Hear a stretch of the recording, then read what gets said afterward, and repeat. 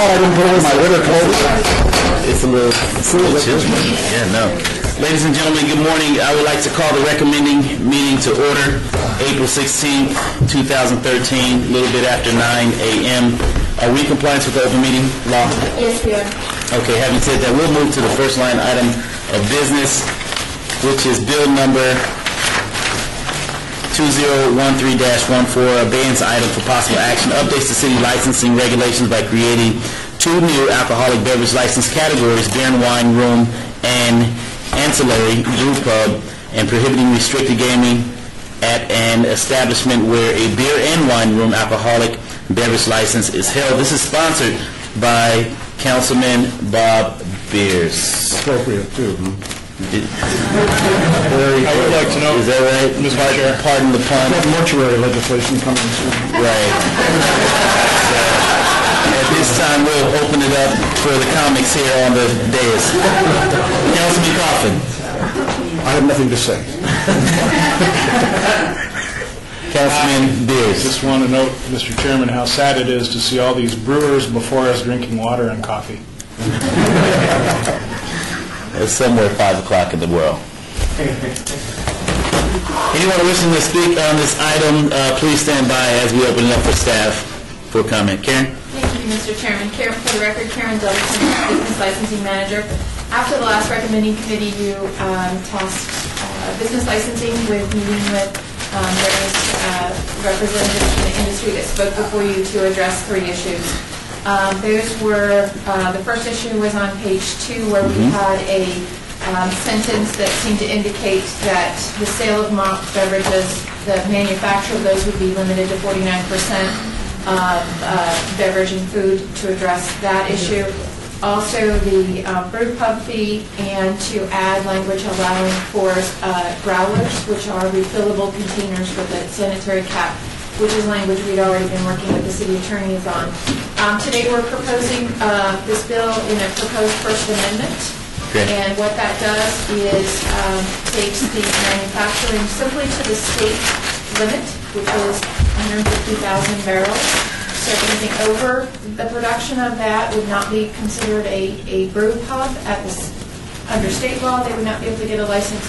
They would have to come back and get a manufacturer's license from you, and that would be solve that issue for brew pub operation.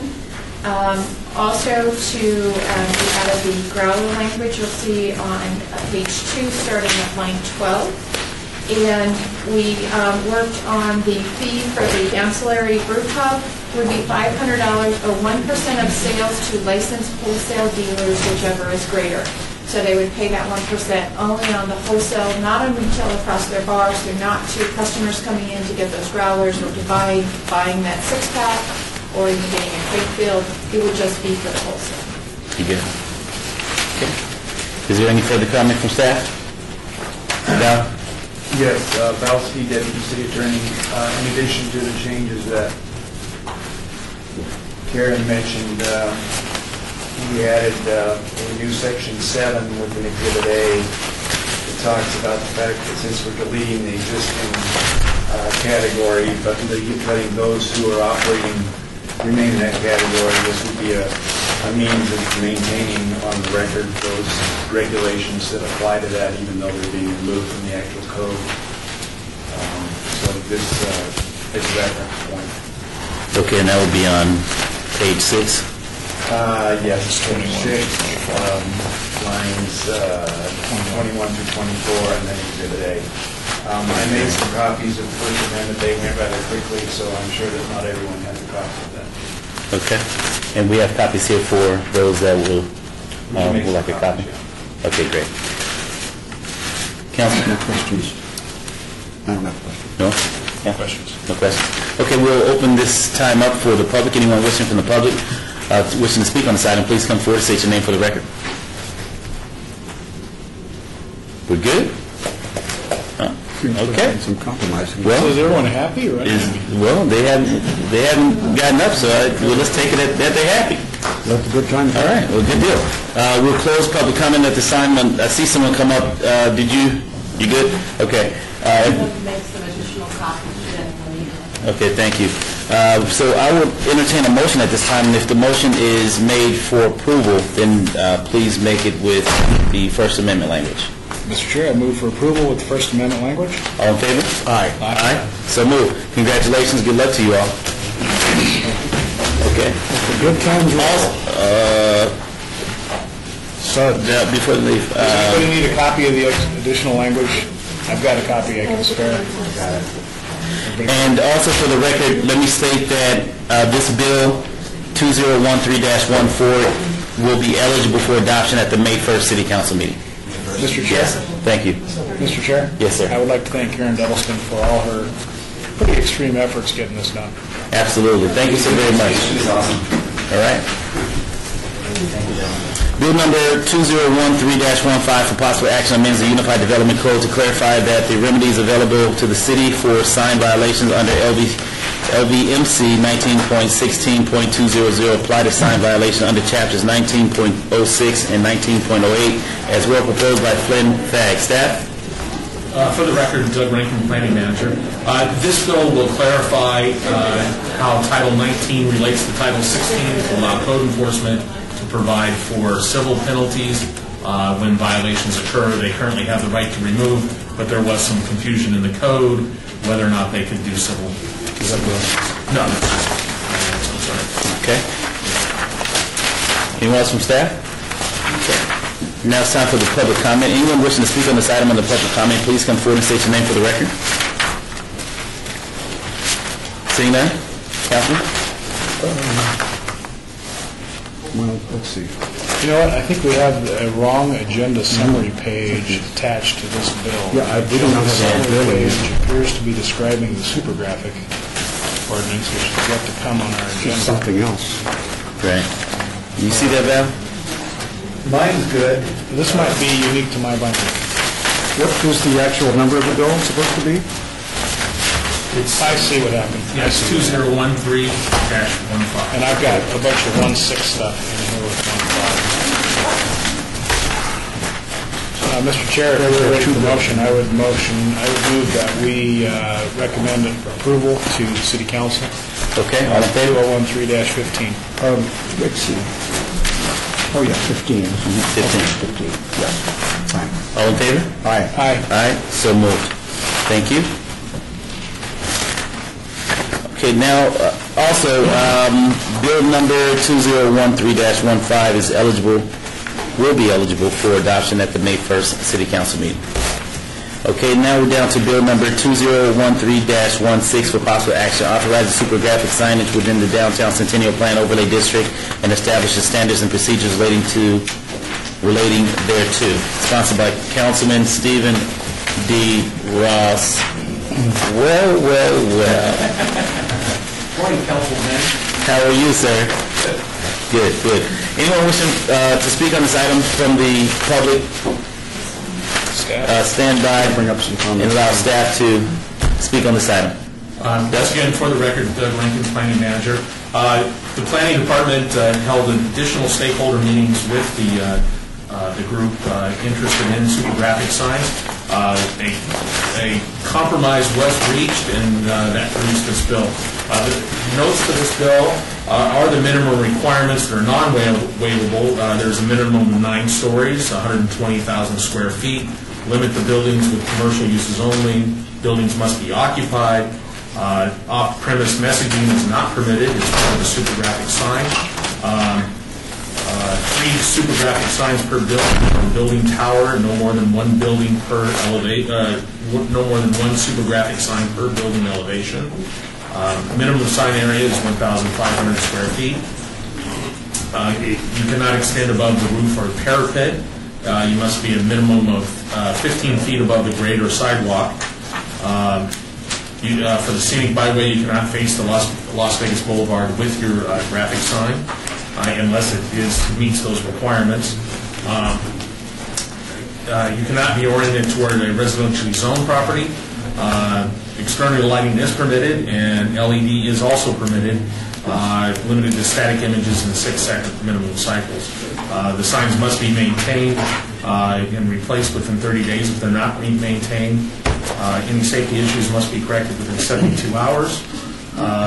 The approval process will require a master sign plan application, and those super graphic signs in the downtown overlay district are not subject to the DDRC review process, and there are no variances, waivers, or exceptions allowed as part of being a super graphic sign. I'm here to answer any questions if you have them about the sign. Thank you, Doug. I have questions for you as well. As it relates to facing Las Vegas Boulevard, is it for those properties that have Las Vegas Boulevard address? Can you be a block off of Las Vegas Boulevard and your building face? If you're on Las Vegas Boulevard, you need to meet the minimum standards for our scenic byway, which requires the 75% neon or LED lighting in order to maintain the scenic byway designation that we have through the federal government for that. So if you're adjacent to and facing that, I believe there was a PowerPoint presentation that Flynn did in briefings that showed an example of the stratosphere where they could have super graphic signage that didn't face Las Vegas Boulevard, but it was still on Las Vegas Boulevard and would meet the requirements of the overlay district. It would or would not? It would. Okay. Those examples that were presented in the briefing. Okay, and in addition to that, in the event in the future, should a building meet the specs, however, a parcel, from a zoning standpoint, is R1, you said that it was unwaivable for that application to move forward? Yeah, you cannot. As far as the residential adjacent standard? R1 zone property. Yeah, you cannot. In the downtown area, there's very few of those. Most are zone C1 or majority are zone C2. The vast majority, almost all. There's very few residentially zoned properties left until you get over to about 10th Street. Okay. As you head east from I-15. Okay. Councilman? Thank you. My house is 162 feet from Las Vegas Boulevard, so we have the privilege of seeing just about anything from not too great a distance. And it's a historic district. Lots of children, as a matter of fact, living in there. And so I've been mulling this over for quite a while, and I know there's peace in the valley in terms of all the interested parties, the people who lobby these things. But the only thing that troubles me about this bill is because I think you've done a good job, all the parties, is the length of time that the permit would be issued for. The special use permit, I think we're going to call it on this. Is that correct? It's a master sign plan, is how it's through the approval process. Because we don't ask for a permit on content. We simply say, if you're going to put one up, you apply. When it's approved, the time starts tolling right then when it's approved. Is that it, Doug? So I don't believe it. I believe it's currently some of the super graphic signs that are in the city of Las Vegas are approved under a temporary sign permit, and they have a time limitation. Currently, that time limitation is 180 days, but that will change next year, where it will go down to 60 days through an ordinance. okay, but the 3-year time limit on page 7, line 21, that is for the time starts tolling after they're approved, I gather. That's correct. Okay. Yeah. So they don't lose time in the application process. They do not. That is from date of final approval. Okay.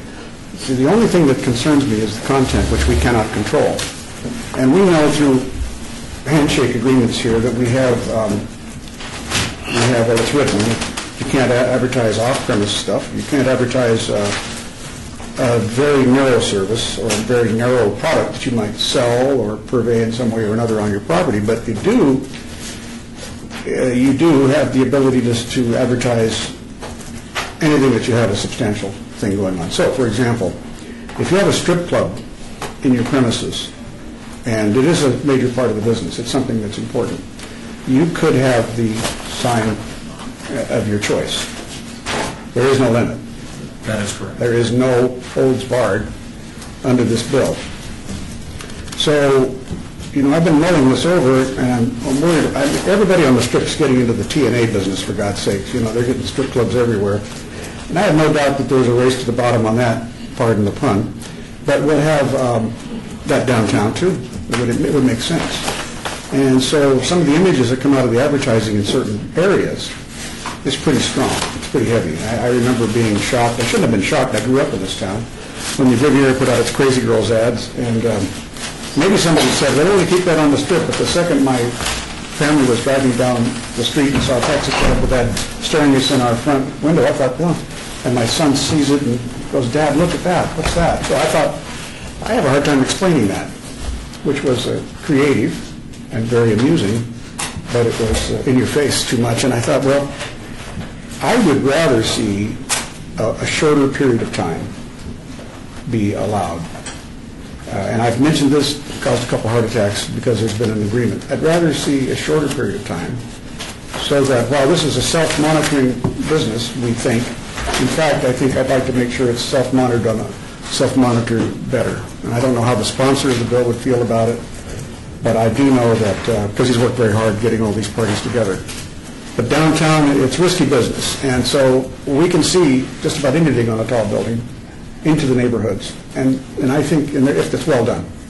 So I'd like to suggest that we shorten the period of time that this permit be allowed. Mr. Chairman, I was thinking along the lines, I'm not proposing a formal amendment yet at this point, I'm going to bounce this out to you, suggest 1 year. Now then somebody brought up to me in conversation, that's page 7, line 20, Thank you. 21, that well, there's a cost involved. Actually, there is. There's a cost of putting these things up. There's a cost of a permit. It's not cheap. But I pose to you that the cost helps govern the content. That, in fact, if you want something that wouldn't come into controversy at the end of your permitted period, you put something up that has reasonable taste. And I'm going to say I can't govern your taste. Everybody has different taste, but I think I'd like to see that one handle on it. 3 years is too long, in my way of thinking. You put a 3-year permit on it, and somebody puts up something that's pretty racy, and then you've got everybody racing to the bottom. They'll all have to compete, and we can't say a thing about it. I'd rather not have that happen. If you represent an area out west of town or something like that, it's a little hard to nail you down there on that because you don't have that same kind of situation. But this is primarily, there are a lot of old neighborhoods, and frankly, the taste, is an important thing. The question that I would like to know, I don't know, is from the sponsor of the bill or someone from the industry or staff, as far as how do we land on the 3 years, just for a point of clarification. Anyone wishing to take a stab at that? Come forward. Come forward and state your name for the record. Sure. It took us 3 years to get to 3 years. My name is Terry Murphy, and I represent D-Rock Gaming. My address is 516 South 6th Street, Las Vegas. How did we get to the 3 years?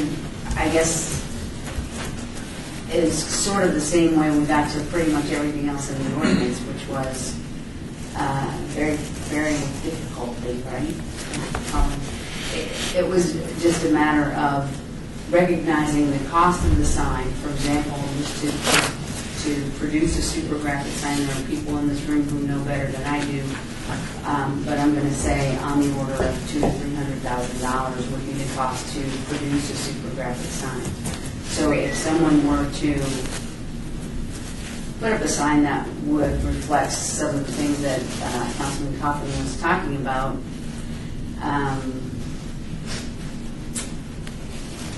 if they were going to spend $300,000 and knowing that we're going to probably have to take it down in a year, if there was a review, they probably wouldn't do it. So I would hope that the industry would be fairly self-governing. There was certainly a lot of discussion about off-premise advertising to be allowed on tall buildings through the super graphic ordinance.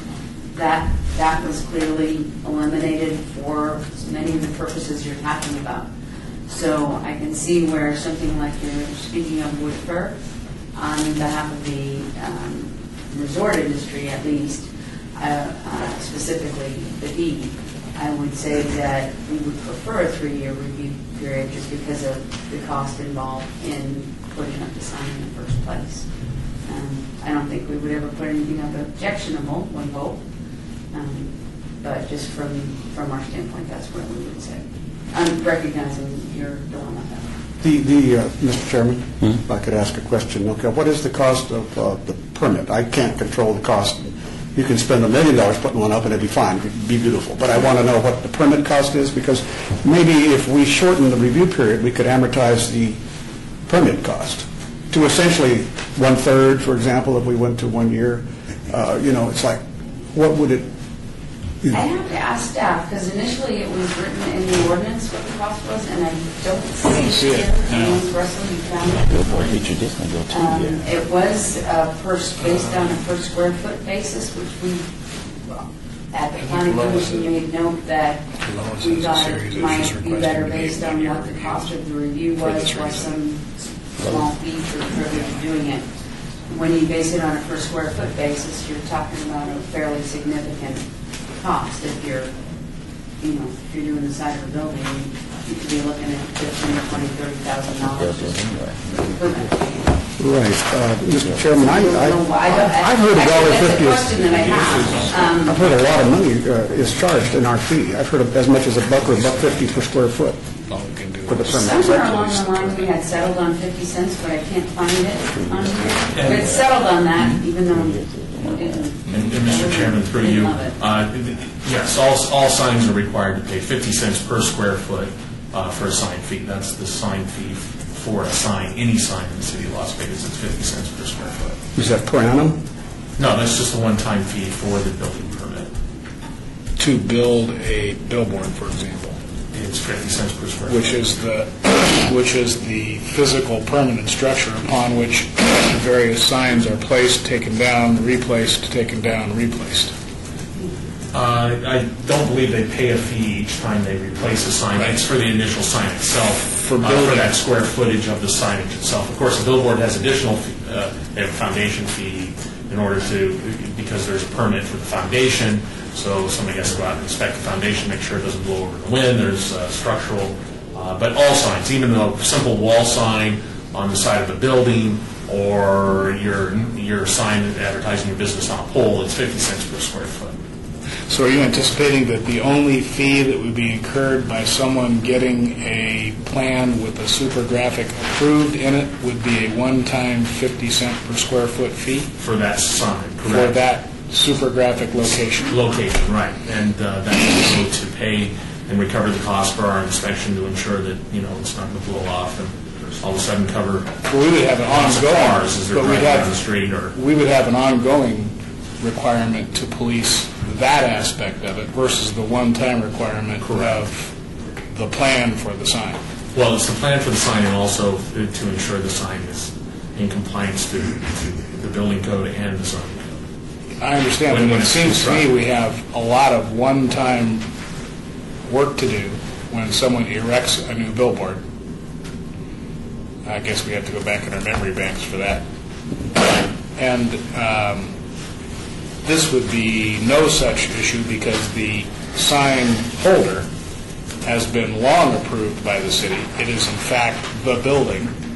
That's now the sign holder. We no longer have any inspection about the physical characteristics of that vis-a-vis the sign because we've already done that vis-a-vis the building itself. Correct. You would not be inspecting the structure for, well, there may be some requirements in regards to structural analysis on how you attach the sign to the building, and that's what we would be, the same as we do with any other sign. When you go to install your sign on the side of an ephes that you have for a strip mall, we charge 50 cents a square foot for that sign, and we go out and inspect to make sure it's not going to fall off and it's money on the head. We make sure that it's not going to cause a fire on its electrical and do those inspections. Okay, No other changes. your response to a question, what is going to be the cost of the super graphic sign? I believe it's going to be 50 cents per square foot The first for that time. sign permit. For the first time. permit. And And the fee schedule, Doug?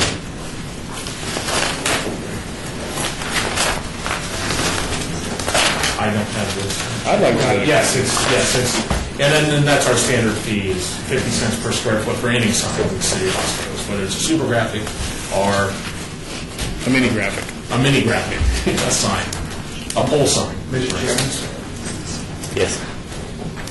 And That's a zoning, that's a Title 19 fee that you identified, right? That is the Title 19 sign fee. You're also going to have a building department permit fee, which is different, right? Which is different, and it depends on Right. what they're constructing. There could be an electrical permit fee, there could be a structural fee in addition. And you're going to have a master sign application fee as well. Correct. That master sign application fee, I believe, is $800. And state your name for the record, please. It's still Val Steed, Deputy City Attorney. Good job, good job. I appreciate that. So, Mr. Chairman. You look familiar. Oh, Yes. I don't know if Bob still is asking questions or not. No, He's still I'm- asking? okay. The thing is, if all of these are one-time fees and never to be charged again, then it really doesn't matter whether we amortize, in essence, what would be a 3-year thing into a 1-year thing. Are they going to have to apply every time they change the sign for any particular? There's a bit of urban mythology floating about, I think, I had heard it, that this was going to involve a fee about twice the 50 cents per square foot every 3 years. That is myth. That is truly myth. That is not true. Once again, when they change up the content of the sign, and many signs do this throughout the city, we don't charge an additional sign fee to do that. Once you've paid your sign fee and your building fees, and much like a billboard, they change their ads all the time. They don't come back and visit us for that. If they change the type of sign, billboards do come through a process. If they move a static billboard to an LED, there's a fee for that, to go through that. Once again, we're going to install electrical, but once again, we also have a process to do that within our zoning code to make that change, to ensure that we're not shining into somebody's front yard window, with various flashing LED figures. Well, that's a good question. It means it's really not going to cost any more one way or the other. And I think that was where Councilman Coffin was going, was that if we're going to go from a 3-year to a 1-year review period, is there a 3-year cost that we should turn into 3 1-year costs? There is no city fees in regards to that, in regards to that sign remaining there or not, as it goes through a required review process. There may be additional cost to the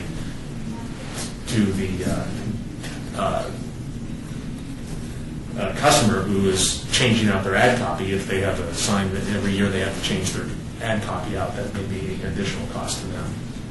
At their discretion. Well, it could be at the required review. It could be at the discretion of the council. If the council suggested to them that they should shoot that is an appropriate content. I don't think we would even want to do that. We wouldn't suggest that, of course. Understandable. But it could be also the concerns that I've heard about anything that has a required review. You have your entitlement. You don't know when your entitlement's going to go away. If you know it could go away in 1 year, how does that affect my business versus knowing I have it for 3 years for sure, and if it goes away, because once again, if the required review is denied, the entire super graphic goes away, not just the copy within the boundaries of the sign. You would the allowance to have a super graphic would go away, and they would have to reapply and then start over again, and then I believe the city fees would probably come into play again. Mm-hmm. So right now, there's discussion as far as the 1 year versus the 3 year, as it relates to the review process. And currently, billboards are under a 3-year. And that's where I was going to At go. one time, the city did have less than 3 years to review billboards. As a matter of fact, there was no codification of that, so it was up to the council how often required reviews of billboards would occur, and they went as low as 1 year. There were billboards that had 1 year reviews on them every And year. then we for many moved up years. to 2 year, and then to 3. It actually started at 5, it moved down to 2, then to 1. Then there was the industry asked to make some changes to do that. There was a series of meetings met with the billboard industry where it was codified to be no less than 3 years. It can be more than 3 years. If you're not going to have changes in the area, it can be 5 or 10. But the minimum on a billboard, off-premise advertising sign is 3 years. So the 3 years... So the 3 years is pretty much trying to get in alignment with the billboard industry. Correct. But that 3 years, one could argue, was only arrived at after a period of, shall we say, intensified communication between the council and the billboard permittees where mutual accommodations may have been reached. And then the limit went up to 3 years once that level of trespass was happened. Yeah, that's what occurred. I mean, required reviews on billboards had been occurring for about 25 years in the city of Las Vegas. They were standard and set at 5 years on all those reviews, and then somewhere around 1998-ish, those reviews started to become shortened from 5 years down to eventually 1 year. And then the industry asked for some accommodation and wanted to meet, and the council passed a 3-year minimum. The shortest period of time for a review on a billboard was 3 years. Mr. Chairman, I would think that if I announce, as I have announced, that I will propose an amendment of 1 year, I think that witnesses and the sponsor ought to be at least given an opportunity to testify for or against it.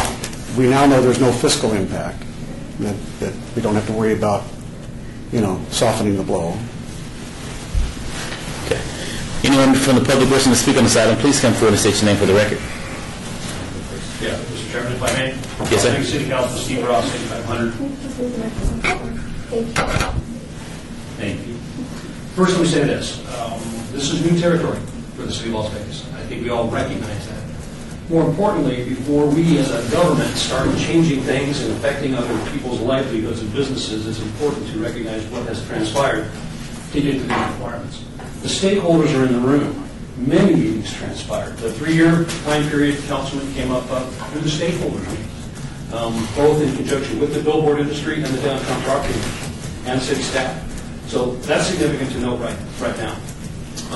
And I think it's a huge investment for somebody's properties to put signage on the side of their buildings.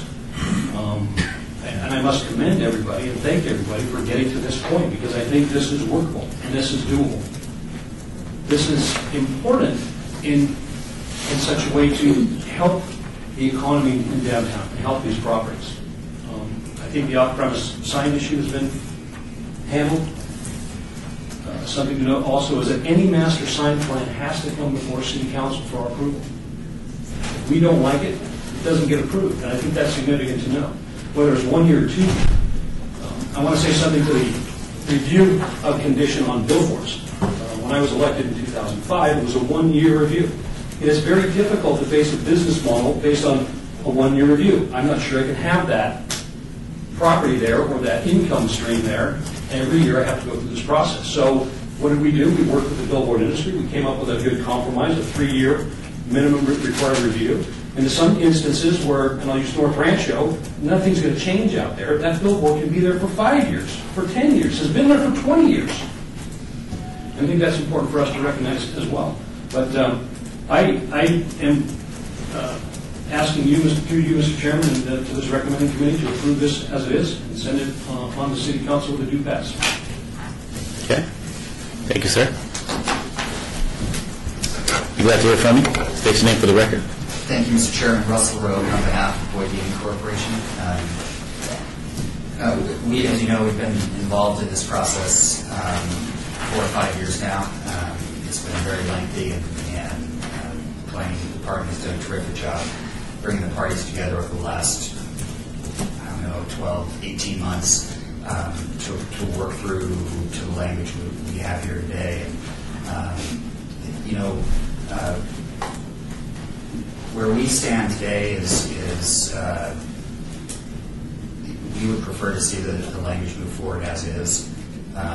It came as a result of lengthy negotiations, and unless something has changed, and no one's told me that all the parties that have been part of that discussion and that agreed to the language we have before us haven't changed their position. If they have, I'd like them to come up and state that so we can understand what proposals they'd like to see changed. But super graphics, they're obviously going to be new to the city of Las Vegas, and that's been Boyd Gaming's concern all along, is that the overall impact to the core of downtown, given how clustered the buildings are, is very different than what we see on Las Vegas Boulevard, where I think it's fair to say super graphics have worked very well without any reviews, and with just the simple definitions of on-premise. What occurred in the discussions at the stakeholder meetings was really a give and take. There were interests that wanted to see a restricted definition of on-premise, which you see in this language, and interest to have the review knocked down to a year or shorter. But what we reached was ultimately a compromise among all parties as to what should be in here, whether it's the more restricted on-premise language, a 3-year review, and many of the other proposals that are in here was the result of a tremendous amount of negotiation and discussion that wasn't always easy. And, if we're going to start changing the proposals, and that's obviously totally up to you gentlemen, we would just like an opportunity to review that and provide more feedback, either here or at the City Council. Okay.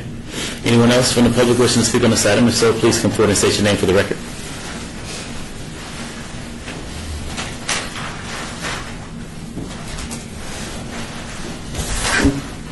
Good morning, Jennifer Lasser. Good morning. MD45 West Sunset Road, here today representing Lamar. Even though Flynn isn't in the room, I would like to thank Flynn and the amazed that we've reached this point where we came before this city, both at the Planning Commission and now have finally moved on to the recommending committee in a compromised position. It was a lot of meetings to get to the point that we are today. For us, the most important point was the restriction to on-premise only, and then on-premise for a principal business or attraction. That was the most important point for us, so that we didn't see all of the buildings in downtown Las Vegas turn into billboards. And just for the record, we are not asking for that review to be lessened. That did not come from Lamar or myself or anything like that. But it is a good compromise that's before you today, and we do support it. Okay. Anyone else from the public wishing to speak on this item? If so, please come forward and state your name for the record. Seeing none? Councilman. Mr. Chairman, I was shocked the representative of Lamar yesterday when I told her I wanted to do this, because she said we've got a great deal here and everybody's together on this thing, and surely somebody's going to point the finger at Outdoor and say you've upset the apple cart. But negotiations are a product of many things, and we usually send outside parties, lobbyists, together. They solve their problems within themselves, and then it's our responsibility to solve the public's problem. I'll speak for just one little public, because I know others have another public, but let's face it, the small businesses are frozen out of this. They can't do it. So they were carved out. You've got to have a building 9 stories high. Who has that building? Not very many. Usually a certain industry. I have no objection with that. I mean, that's if you've worked that out, and we didn't have any small business protests that I know of. Maybe they don't know they're frozen out, but they are frozen out if they have a building a little less than 9 stories high or thereabouts.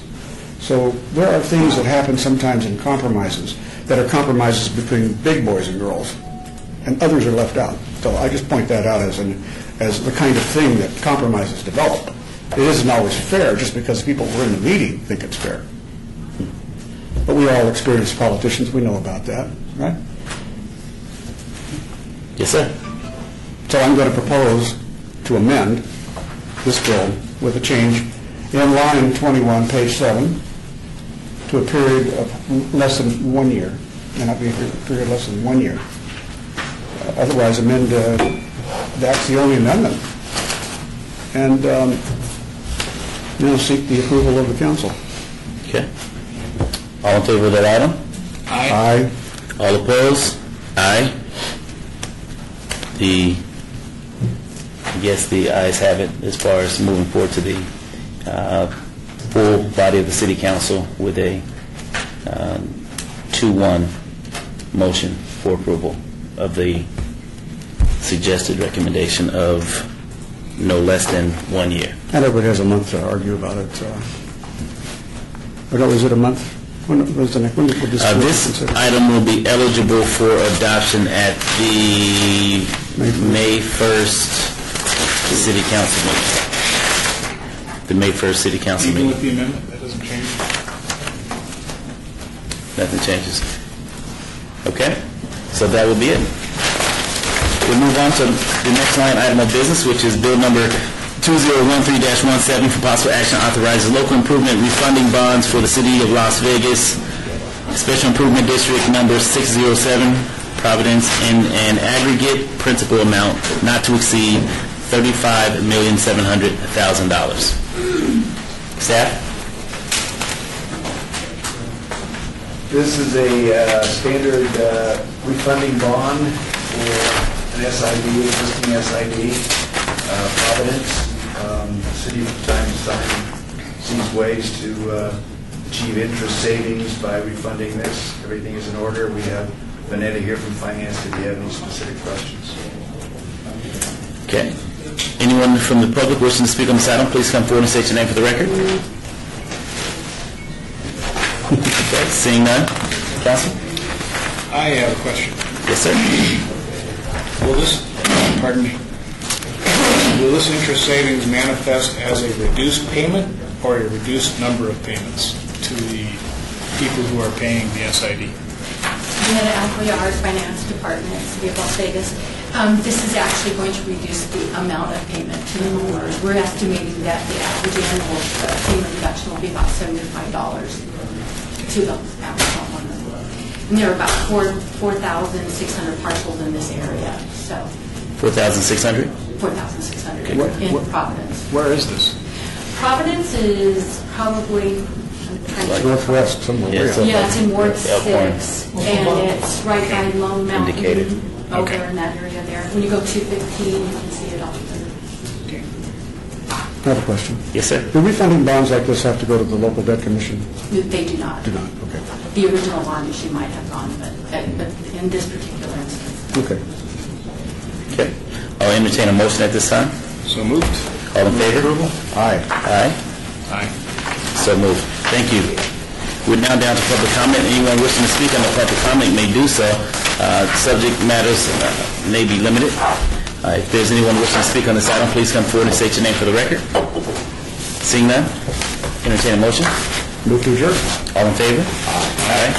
So moved. Also, for the record, bill number 2013-17 will be eligible for adoption at the April 17th City Council meeting. Thank you. Sorry,